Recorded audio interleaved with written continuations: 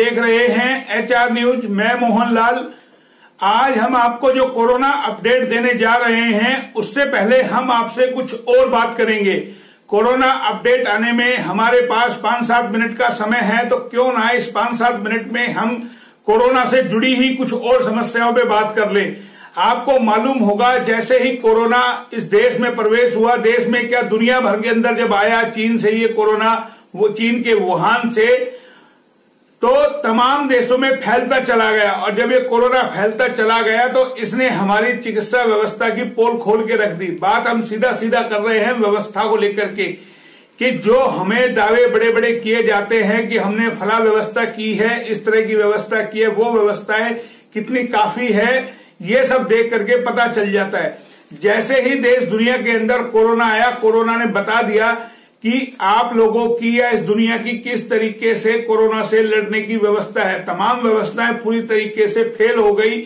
आज पूरी दुनिया के अंदर करोड़ों केस कोरोना के हो गए। साथ में अगर हम हमारे देश की बात करें, भारत की, तो भारत में भी 13 लाख से ज्यादा कोरोना के केस हो गए।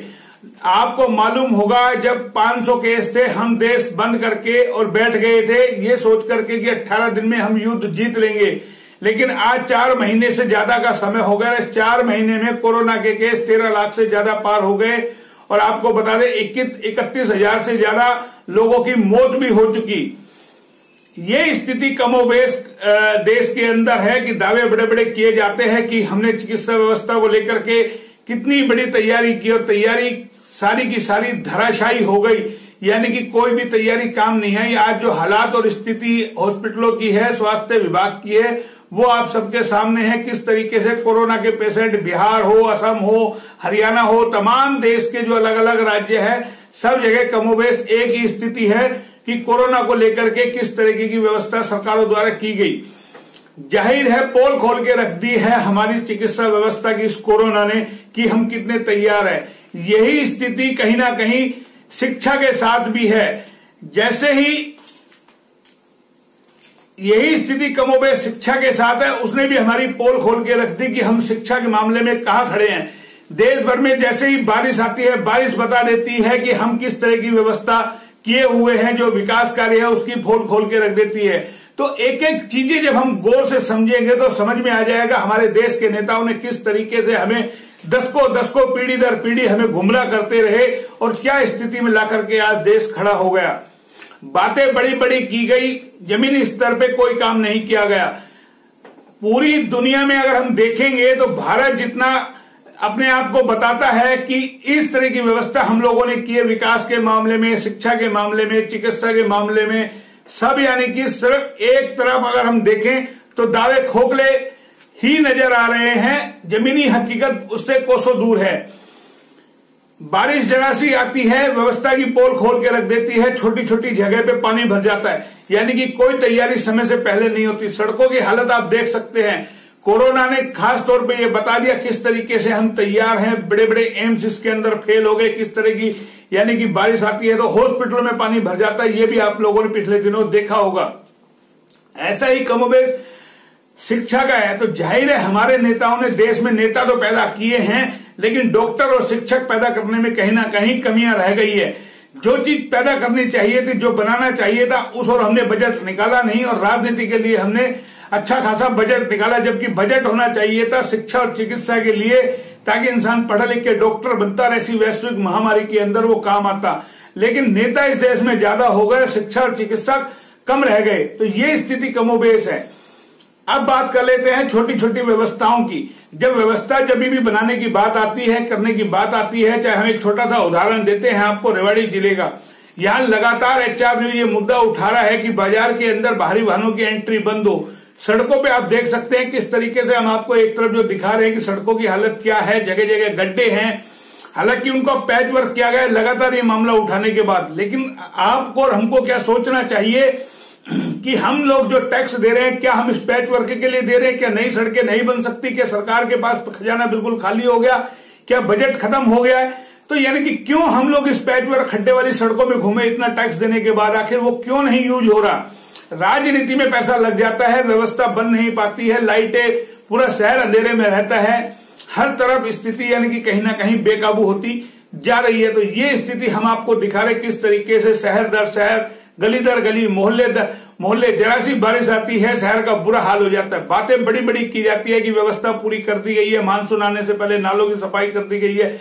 लगातार HR न्यूज ये मुद्दा उठा रहा था कि तुरंत प्रशासन को चाहिए कि समय से पहले व्यवस्था बना करके रखे, लेकिन समय पे व्यवस्था बनती नहीं।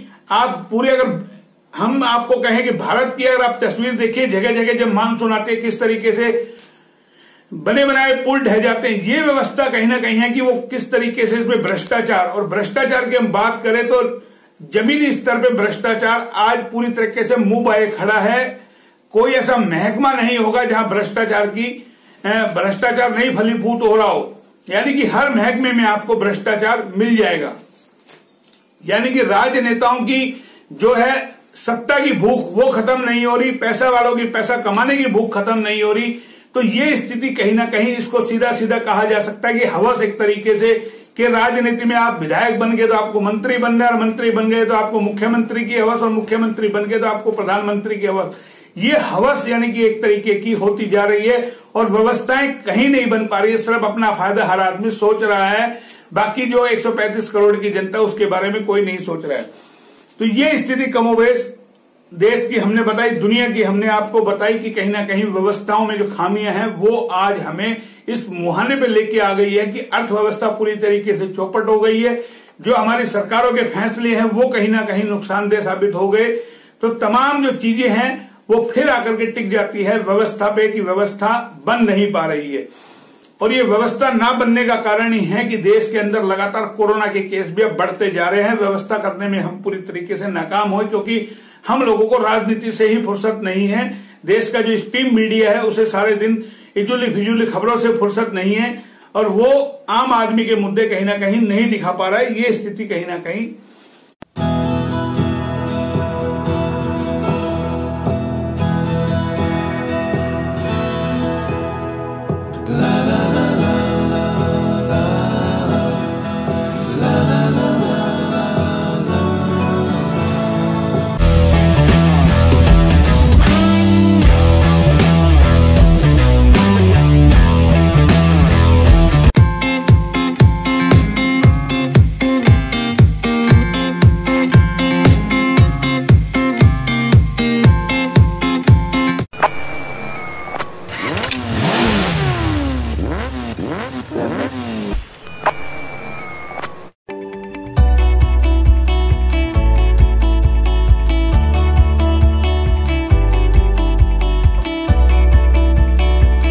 चिंताजनक है। अब हम आ जाते हैं सीधा हमारे पास बुलेटिन आ चुका है। जैसे हम आपसे बात कर रहे थे, बात करने का मकसद यही था कि 5-7 मिनट में बुलेटिन आने वाला है। तो आपको बता दें, आज रेवाड़ी जिले में फिर चौंकाने वाले केस आए हैं। 76 नए कोरोना पॉजिटिव केस आए हैं। एक बार फिर छलांग लगाई है कोरोना पॉजिटिव केसों ने। और आज जो ठीक हुए हैं वो 19 कोरोना पॉजिटिव केस ठीक हुए हैं, और आए 76 है, यानी कि 4 गुना।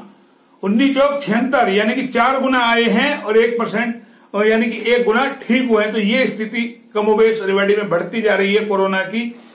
22 जो आए हैं कोरोना पॉजिटिव केस वो रेवाड़ी शहर से आए हैं, 10 बावल से आए हैं, और 9 केस यानी कि पुलिस लाइन व रतनथल से आए हैं।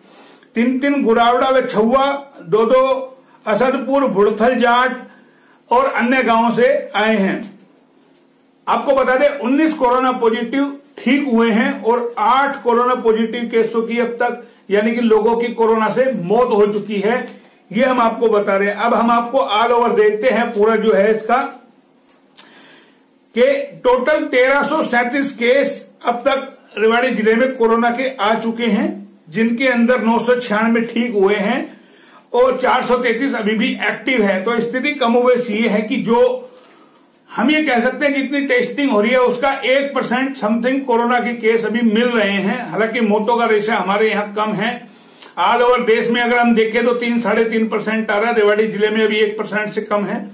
तो ये भी हम आपको बता रहे हैं, ये हमने आपको कोरोना का अपडेट दिया कि चिंताजनक कहीं ना कहीं है कोरोना से, और यही हाल कमोबेश देश के अंदर है। 13.5 लाख से ज्यादा करीब केस हो चुके हैं कोरोना के, और मरने वालों का आंकड़ा भी देश के अंदर लगातार बढ़ता जा रहा है। जो शुरू में 100, 200, 400, 500 था वो 700, 800, 900, 1000, 1100 तक पहुंच गया। तो ये भी एक चिंता का विषय है कि धीरे धीरे ये आंकड़ा बढ़ता जा रहा है। आगे आने वाले दिनों में ठंड का मौसम आएगा तो जाहिर है ये स्थिति और भी कहीं ना कहीं चिंताजनक होगी। तो रेवाड़ी के साथ साथ हमने आपको ये पूरा देश का भी दे दिया।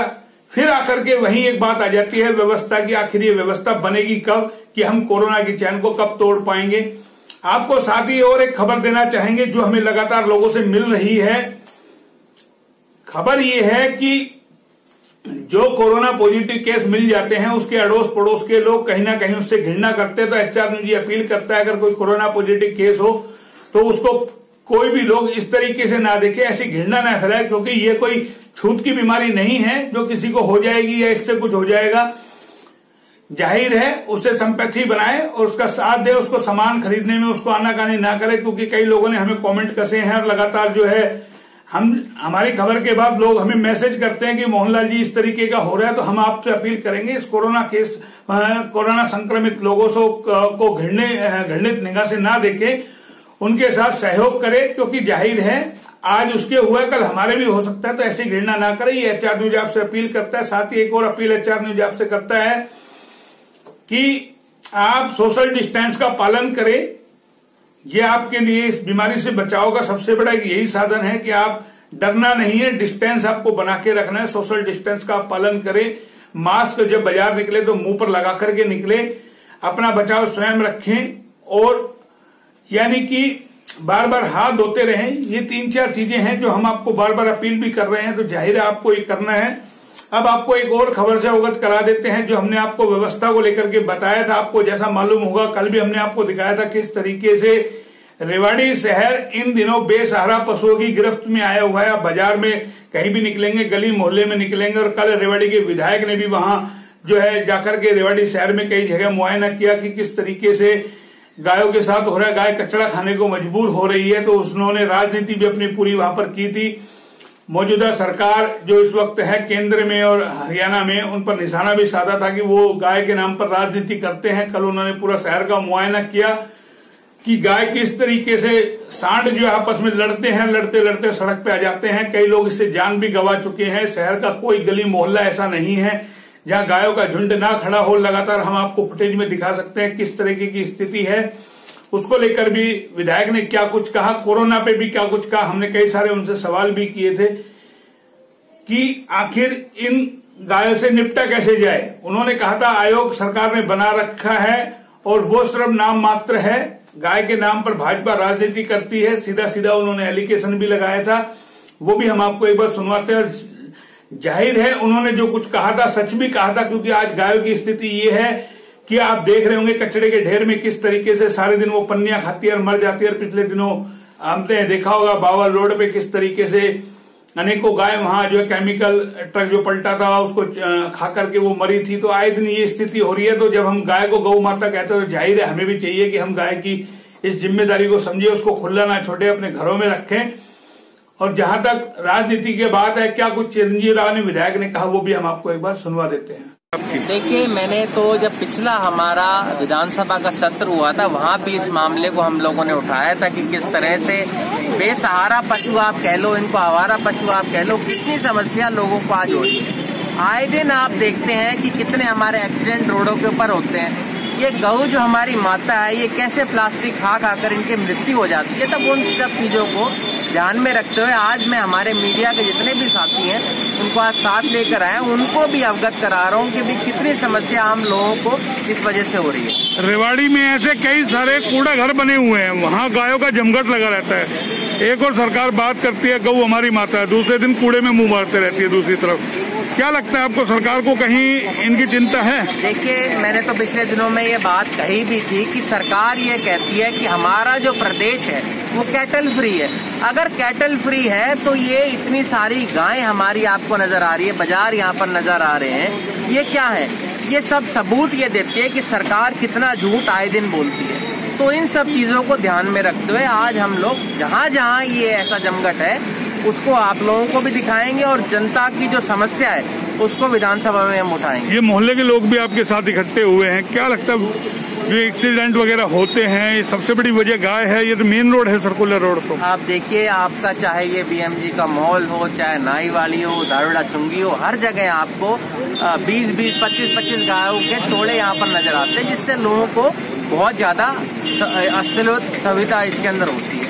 तो इन सब चीजों को ध्यान में रखते हुए आज हम लोग यहाँ पर आए हैं। इसके लिए जो आयोग बना, क्या उसका लगता है आपको कोई फायदा है? आयोग लगा, बनाया, बजट भी लगाया, क्या उसका कोई फायदा मिल रहा है? सब सरकार ने पिछले 6 साल से इसके ऊपर खाना पूर्ति कर रही है, लीपापोती कर रही है।